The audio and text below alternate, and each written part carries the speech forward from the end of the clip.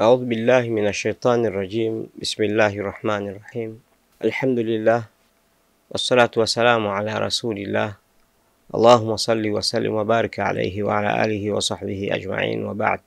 Assalamu alaikum wapendwa wana mizani mahali popote mlipo. Taarifa tulionayo ni kuhusu mkutano uliofanyika mjini Jeddah nchini Saudi Arabia, ambao umefuatia mkutano uliofanyika kabla yake nchini Cairo kwa viongozi wa mataifa ya Kiislamu kukutana Cairo na baadaye mawaziri kukutana kule Jeddah kwa ajili ya kutafakari namna ya kukabiliana na kitisho cha rais wa Marekani Donald Trump,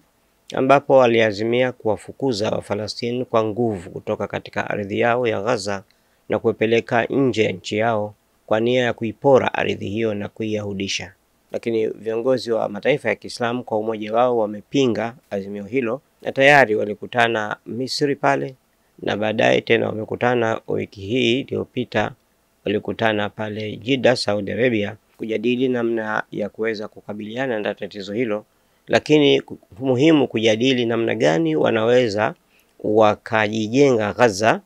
na kufikia kuitamatisha ujenzi wenyewe na kupata fedha bila wa Falastini kuwa wameondoka katika eneo hilo. Tayari bajeti ya takriban dola bilioni 53 imepitishwa katika ujenzi ambao utachukua miaka 5 hadi kufikia 2030 ndipo utatamatika ujenzi huo. Taarifa nyingine ni ile ya Iran kuendeleza mivutano baina yake na Marekani, ambapo Iran imesema Marekani haina vitisho inavyoweza kuvifanya ili kuilazimisha Iran kuingia katika mkutano wa kujadili mradi wa nyuklia wa Iran, ambao ni mradi kwa ajili ya matumizi ya kiraia, tofauti na wanavyoamini serikali ya Israel na Marekani kwa nia ya Iran ni kutengeneza silaha za nyuklia, jambo ambalo limekuwa likikanushwa na Tehran, na wakisisitiza kwamba wao hawana mpango na hawana chochote wanachoweza kufanya kukutana na Marekani, kwa sababu Marekani si mshirika mwaminifu wala si mkweli katika mazungumzo.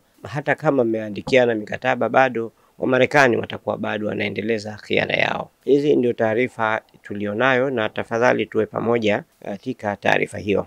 Kufanyika mkutano wa dharura wa mawaziri wa nje wa nchi za Kiislamu huko Jeddah mara baada ya mkutano wa dharura wa mawaziri wa mambo ya kigeni na wakuu wa nchi za Kiarabu huko Cairo, Misri, kunaonyesha ushirikiano wa pamoja wa ulimwengu wa Kiislamu katika kukabiliana na mpango wa kuwafukuza kwa nguvu wakazi wa ukanda wa Gaza na wa ukingo wa Maghrib wa mto Jordan kule Palestina. Waziri wa mambo ya kigeni wa Jamhuri ya Kiislamu ya Iran siku ya Alhamisi Machi 6 alasiri aliwasili Jeddah nchini Saudi Arabia akiongoza ujumbe wa nchi hiyo kwa shabaha ya kushiriki katika mkutano wa dharura wa mawaziri wa mambo ya kigeni wa Jumuiya ya Ushirikiano wa Kiislamu OIC. Hii ni ziara ya pili ya Sayyid Abbasi Araghchi nchini Saudi Arabia. Mkuu wa chombo cha diplomasia wa Iran mwezi Oktoba mwaka 2024 pia alielekea mjini Riyadh akiendelea na ziara yake ya kikanda kwa ajili ya mazungumzo na viongozi wa Saudi Arabia kuhusu hali ya mambo ya Gaza na Lebanon, ambapo alikuwa na mazungumzo na Faisal bin Farhan, waziri wa mambo ya kigeni, na Muhammad bin Salman, mrithi wa kiti cha ufalme wa Saudi Arabia.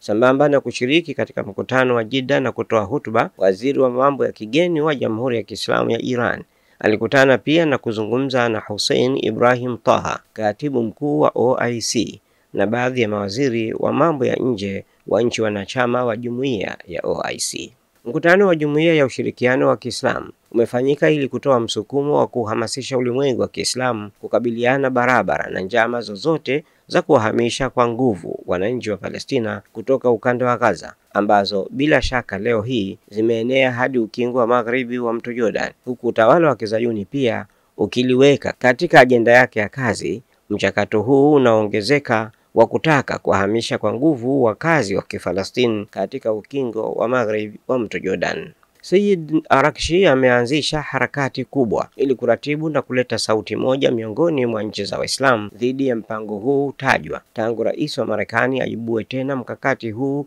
wa Wazayuni wa kutaka kuwahamisha kwa nguvu wakazi wa ukanda wa Gaza. Waziri wa mambo ya nje wa Iran katika muda wa wiki moja amekuwa akiwasiliana kwa simu na mawaziri wenzake wa mambo ya nchi za nje wa Tunisia, Misri, Uturuki, Pakistan, Gambia, Malaysia, Algeria na Saudi Arabia. Ajenda kuu ya mashauriano hayo ya simu yalikuwa ni kuhusu upinzani wa wazi wa Tehran na mpango wa kuhamisha kwa nguvu wakazi wa Gaza na haja ya kufanyika mkutano wa dharura wa OIC kwa ajili ya kufuatilia kadhia hii.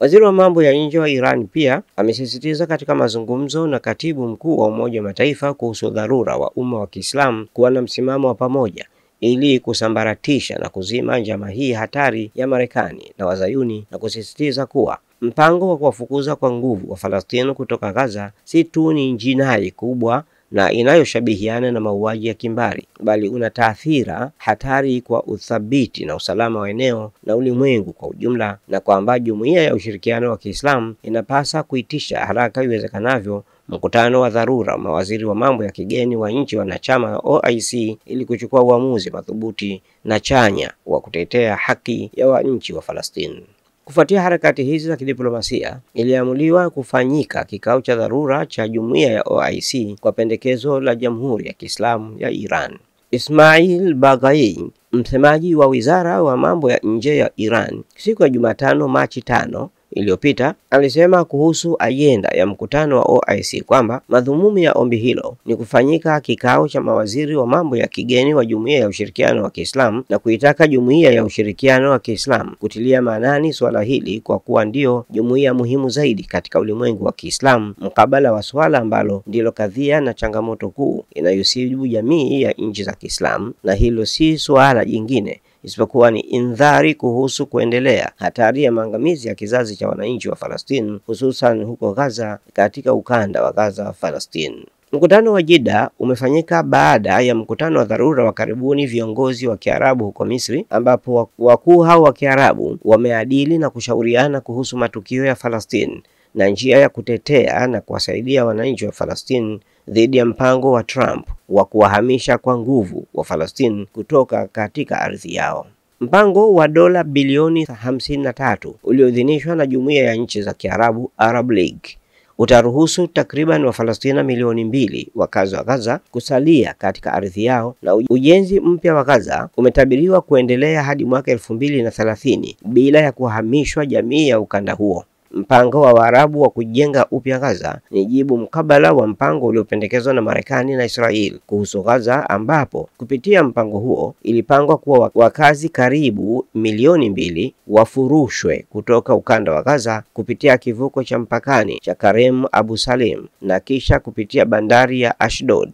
na uwanja wa Ramon. Taarifa nyingine kutoka Iran ambayo ilichapishwa na vyombo vya habari siku ya Jumatatu Machi 10, msemaji wa Wizara ya Mambo ya Nje ya Iran, Ismail Baghai, amekosoa vikali uamuzi wa Uswisi wa kufuta kongamano la hati ya Geneva kuhusu Falastini. Akizungumza katika mkutano na waandishi habari siku ya Jumatatu Machi 10 asubuhi, mwanadiplomasia huyo mkuu wa Iran amesema kuwa Uswisi kama mlinzi na mlezi wa mikataba ya kimataifa ya sheria za kibinadamu, hasa mikataba 4 ya Geneva ya mwaka 1949, ilitarajiwa iunge mkono ulinzi wa raia na miundombinu ya kiraia katika migogoro na silaha. Mkutano huo uliopangwa kufanyika Machi 7 ulilenga kuzileta pamoja nchi zilizopasisha azimio hilo na kuimarisha sheria ya kimataifa ya kibinadamu katika maeneo ya Falastini yanayokaliwa kwa mabavu, hususan huko Gaza. Msemaji wa Wizara ya Mambo ya Kigeni wa Iran amesema uamuzi wa Uswisi wa kufutilia kwa mbali mkutano huo umepokelewa kwa masikitiko na mshangao mkubwa kote duniani. Ameeleza bayana kuwa swala hilo pia lilijadiliwa wakati wa mkutano wa hivi karibuni wa Jeddah,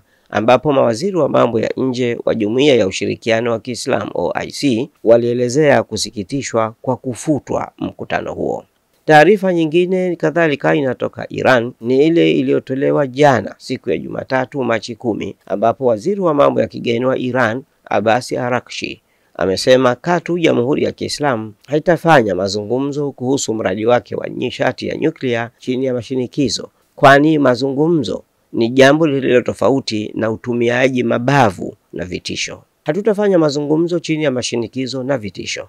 hatutazingatia kufanya mazungumzo, haijalishi ni mada gani ya kujadiliwa. Araghchi amesema hayo katika ujumbe aliotuma kwenye ukurasa wake wa mtandao wa kijamii wa X siku ya Jumatatu, Machi 10. Mazungumzo ni tofauti na uonevu na kushurutishwa, ameongeza mwanadiplomasia huyo mkuu wa Iran, ambapo amesisitiza juu ya kuwa na amani mpango wa nishati wa nyuklia wa Iran. Araghchi amebainisha kuwa kwa hivyo kimsingi hakuna kitu kama uwezekano wa mradi wa nyuklia wa Iran kugeuka na kuwa wa kijeshi. Katika ujumbe wake huo, Araghchi amesema mashauriano kati ya Iran na troika ya Ulaya, yani Ufaransa, Ujerumani na Uingereza, na wakati huo kati yake na Rusia na China kwa upande mwingine, yataendelea kwa usawa na kuheshimiana. Katika mahojiano ya Fox News Alhamisi Machi 6, Rais wa Marekani Donald Trump alidai kuwa Iran inaweza kudhibitiwa kijeshi au kwa kufanya makubaliano